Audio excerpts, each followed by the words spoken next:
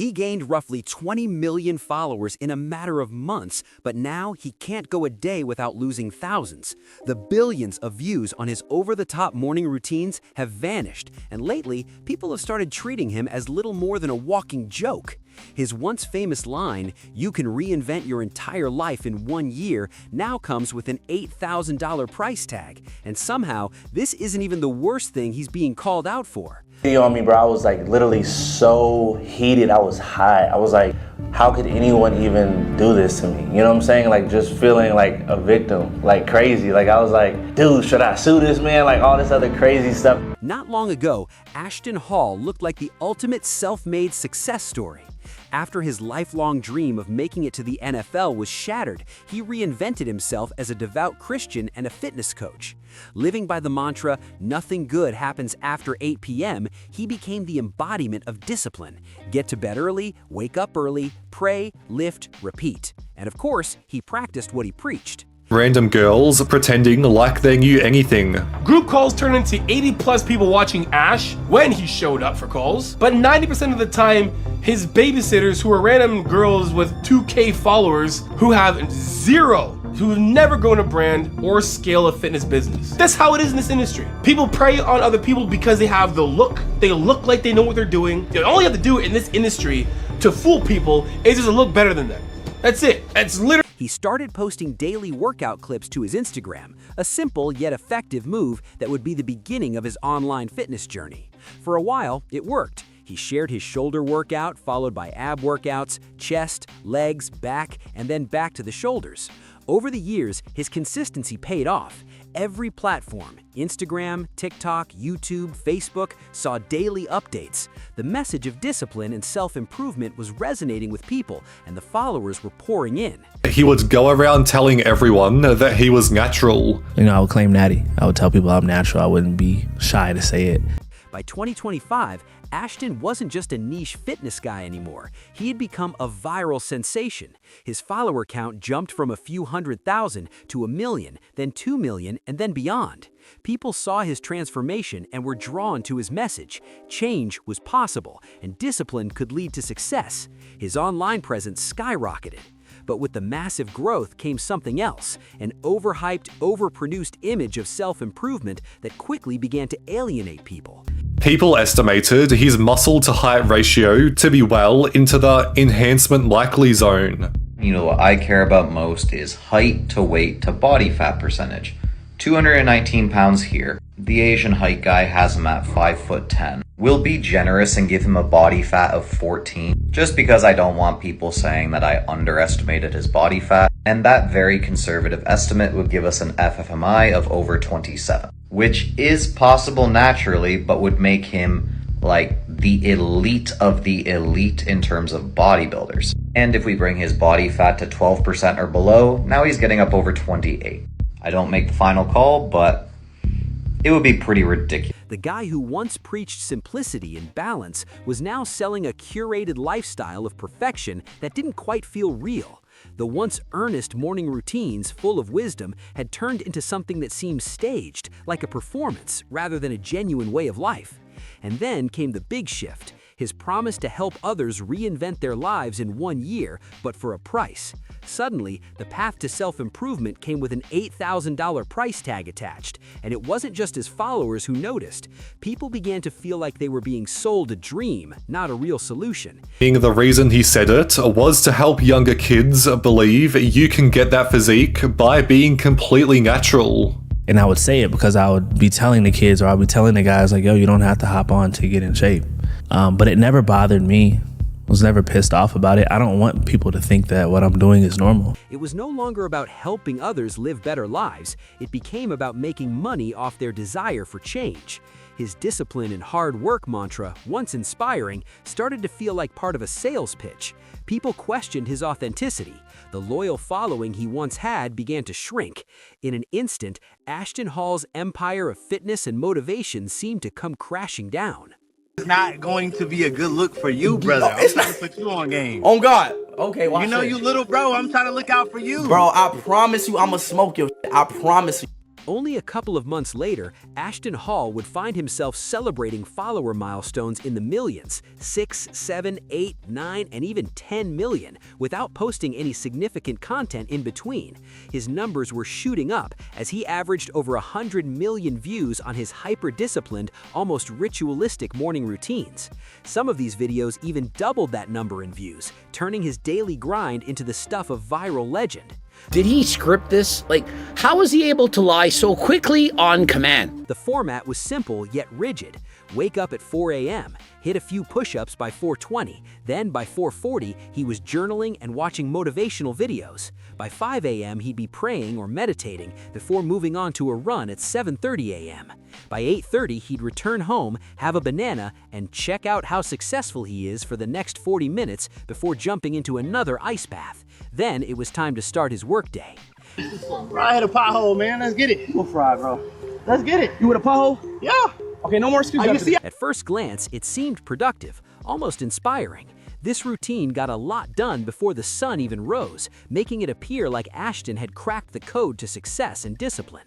But as many viewers pointed out, something felt off. Behind the perfectly edited videos and the motivational speeches, the glaring question arose: what exactly does he do for a living?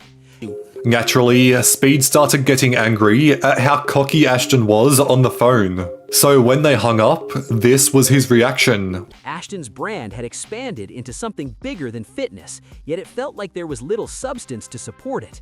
His life, as shown on camera, revolved around promises, big promises, that were the cornerstone of his business model.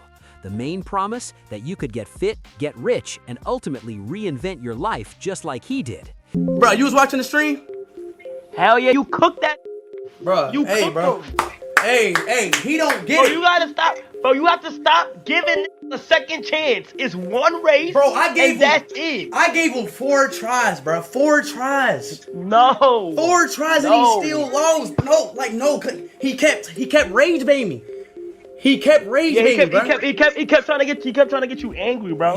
That's how it goes. And I got. For those eager to follow his path, there was a catch. His coaching business became the primary avenue for making money, offering different packages to those willing to pay.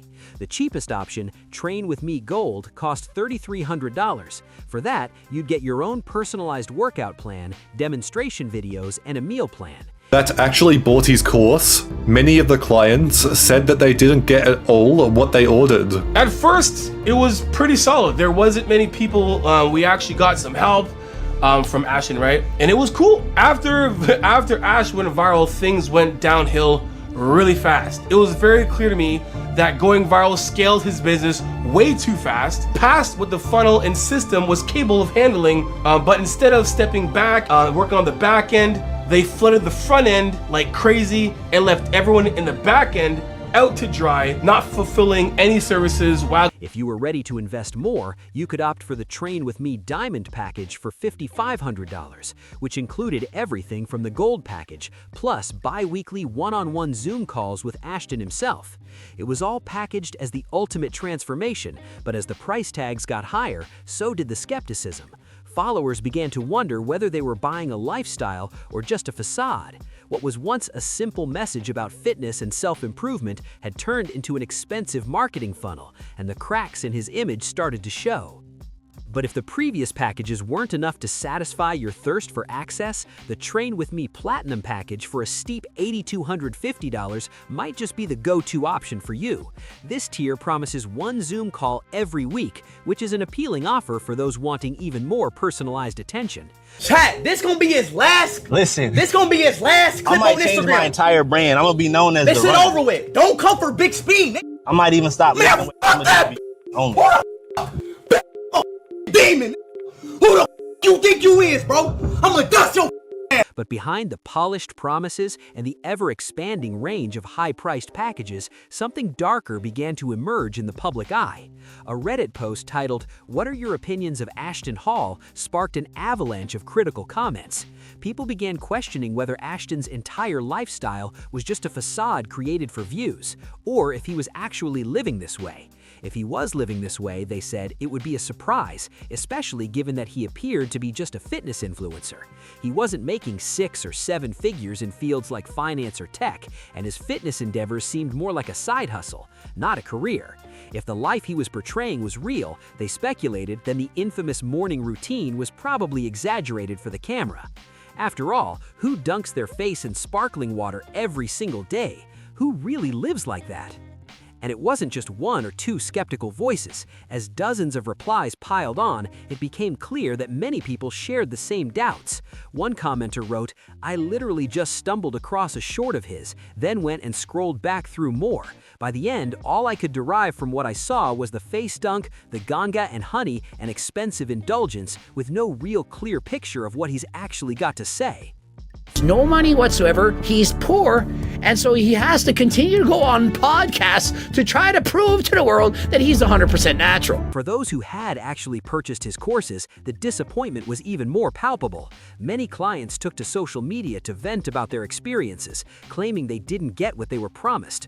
According to these disgruntled customers, the $10,000 one-on-one calls didn't live up to expectations. What they thought would be an intimate, personal coaching experience turned out to be 80 or more people on the call. Worse still, they noted that 9 times out of 10, it wasn't even Ashton himself leading the sessions.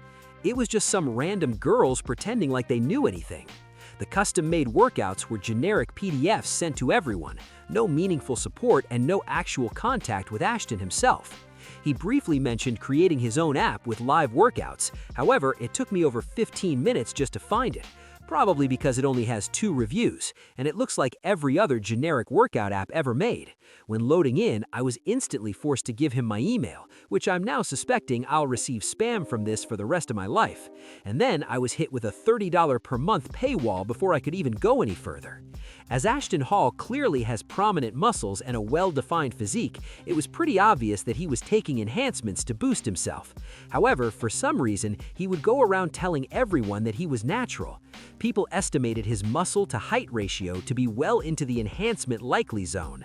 He claimed that the reason he insisted on being natural was to help younger kids believe that they could achieve that physique without enhancements. However, part of the community didn't buy this explanation at all. Many argued that if you're built like Ashton and claiming to be natural while following such a random routine and operating a business model around it, you're doing a disservice to impressionable young people. Back on Reddit, the conversation continued to heat up. One comment stood out. "That's the guy whose YouTube videos are all of him running. I don't know if he's obsessed, but seeing himself run on video, he looks great, but that ain't all natural. That guy is on something. Something more like just about everything. He takes several grams of several different compounds each week. My guy touches at least 6 needles on a weekly basis." The comparisons to other controversial figures started flying. Ashton was now being dubbed the black version of the Liver King, someone who sold an outlandish lifestyle while hiding the truth. This comparison shattered his credibility, as the Liver King had done the exact same thing, but to an even worse degree. Then, for some reason, Ashton made an even bolder claim. He easily admitted that he could beat Ice Spice in a race. He went on to say he was the most popular streamer ever, and literally as fast as an athlete. He even claimed he'd never lost a race to anyone who wasn't the world's fastest man. This was Ashton's attempt to show that all the grind, discipline, and routine he'd been preaching actually meant something. At first, people just laughed it off, but Ashton doubled down. He kept bragging about how confident he was, FaceTiming Speed and claiming he would win the race. Naturally, Speed got fed up with Ashton's cockiness, so when their call ended, Speed's reaction was one of pure frustration. What followed was a disaster on stream. Speed demolished Ashton, not once, not twice, but 4 separate times in races. What made it worse was that after every race he lost, Ashton had an excuse ready. He slipped, barely lost, or had some other reason why he needed a rematch. The excuses kept piling up, making the whole situation even more embarrassing. As soon as the full-length video was posted to Speed's YouTube, the internet had a field day. Ashton lost all his aura in one video. Speed literally tried to warn him, "Bro, you can't take an L, so you took 4." Ashton Hall, who wakes up at 3 a.m. to follow his rigid routine, was now publicly humiliated. The chat started calling him Ashton Fraud. Even Kaiga, who had been part of the stream, was frustrated with how many times Ashton called for a redo. Bro